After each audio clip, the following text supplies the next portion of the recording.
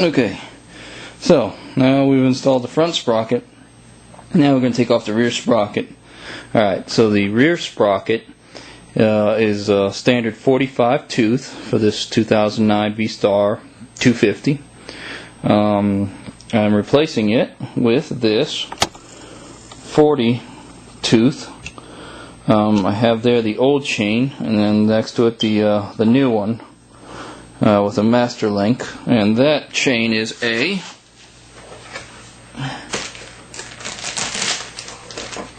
EK motorcycle chain. I don't know. That's what the dealership had in stock, and they said it should last about 3 times as long as the stock one. So hopefully, and we'll see. For those of you who want to know, both sprockets are steel rather than going aluminum. You know, it's a 250 cruiser. I'm not looking to pull wheelies or set quarter miles. Alright, so I'm going to take this apart, take that off, put that on, and we'll come back to it once that is accomplished. Oh, and before I forget, that guy over there, those were 10mm bolts, not 12. Sorry about that. These guys here, I'm guessing they're 12, but I'll let you know. Okay, here we are. So I took this 4 nuts off just to show you how easy this is. There, right there. Okay, those were 14mm, by the way. So just to show you that it's pretty damn simple.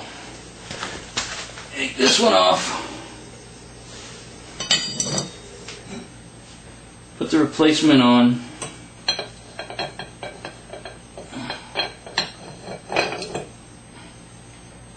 There you go.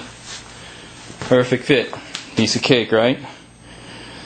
Alright, I'm going to put the nuts back on, and then we'll get back to putting the wheel on.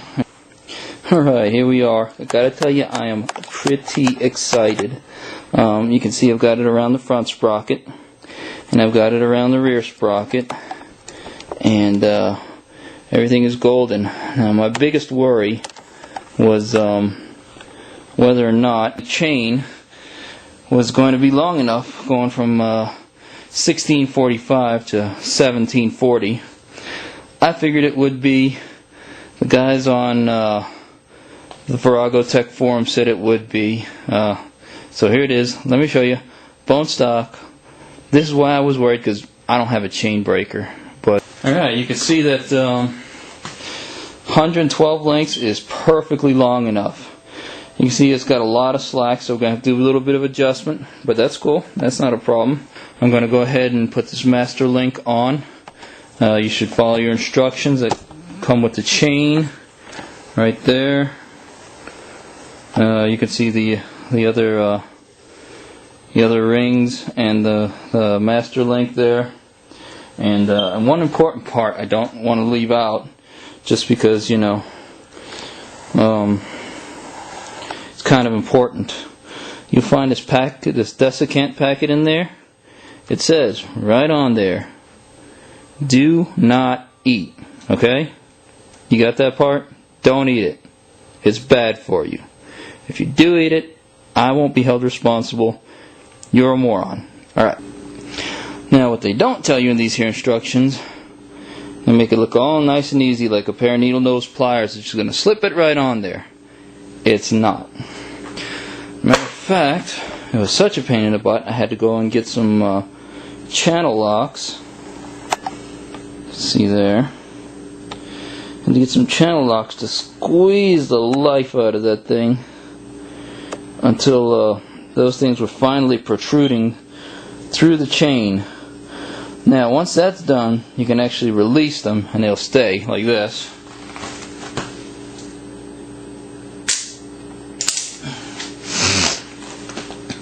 But until you actually squeeze the crud out of them, and they protrude like that, you're never going to get that clip in. So, just thought I would pass that on, since that cost me about 15-20 minutes worth of figuring out, because, you know, I'm a dumbass. But alright, there you go. Almost there. We're getting there. It's exciting. Yay for home mechanics. Yeehaw! Finally got it on there for the love of Christmas. Alright, so our chain is finally on. Here we are, almost at the end of our journey. And it's taken me the better part of an evening. I'm guessing I'm going on about 3 hours now. Not bad for someone who's not particularly mechanically inclined and who's never done this before. So hopefully I can get this fixed.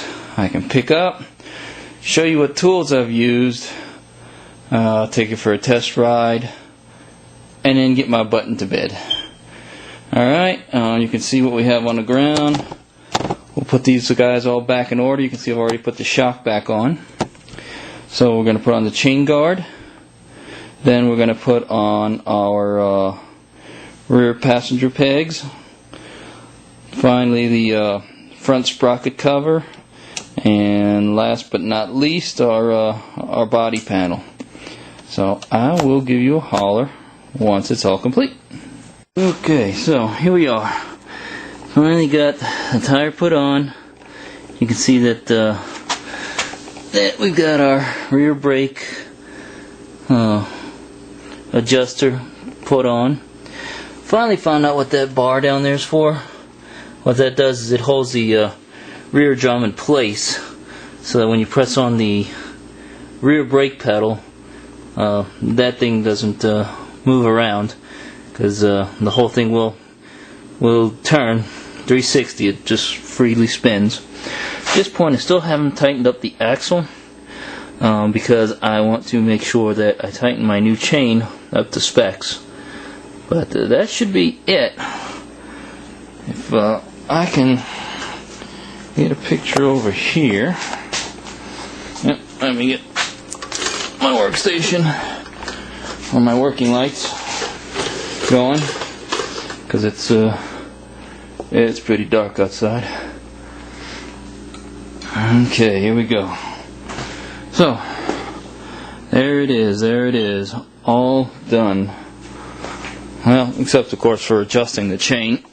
Oh, sorry. Just a few more tools to pick up, and I will show you exactly what I have used, and hopefully it will be of use to someone. So here is the old, and here are the tools I've used. The torque wrench is 7/8, and that is for tightening the axle nut back here. I have the rubber mallet, the hard rubber mallet, which I used to pound the axle out. Didn't take much. It came out pretty easily once you lift or lower the motorcycle. And by the way, this is the jack I used. You can see it's not top notch. I got it at a garage sale. Well, I should say my loving wife got it for me at a garage sale for about 40 bucks. I put the anti-skids on there that I picked up at an auto parts store.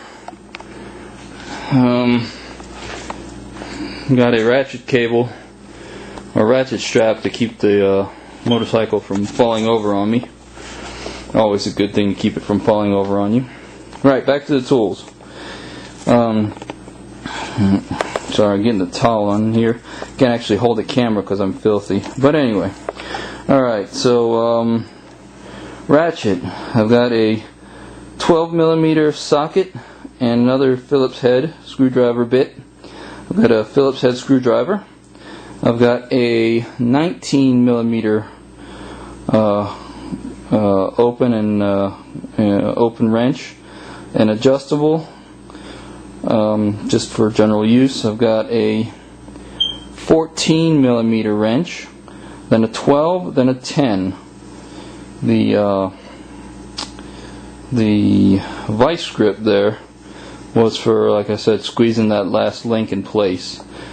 I've got my invaluable handy dandy Swiss Army knife. If it's good enough for MacGyver, it's good enough for me. And I've got the slip pliers there to get that last link on. But otherwise, you can see everything is all complete, and I am done with this project in one evening. Not bad for someone who's only had the motorcycle for about a year and a half and who's never ever done anything like that. Alright, I hope you've enjoyed this. I hope it's been useful to you.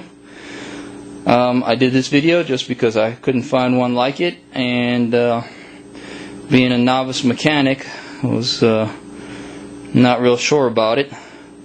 I'm doing it, but it's done. It's documented. You'll notice there's still a little slack in the chain. I just need to do regular adjustments per the manual for the owner's guide, and that'll be it.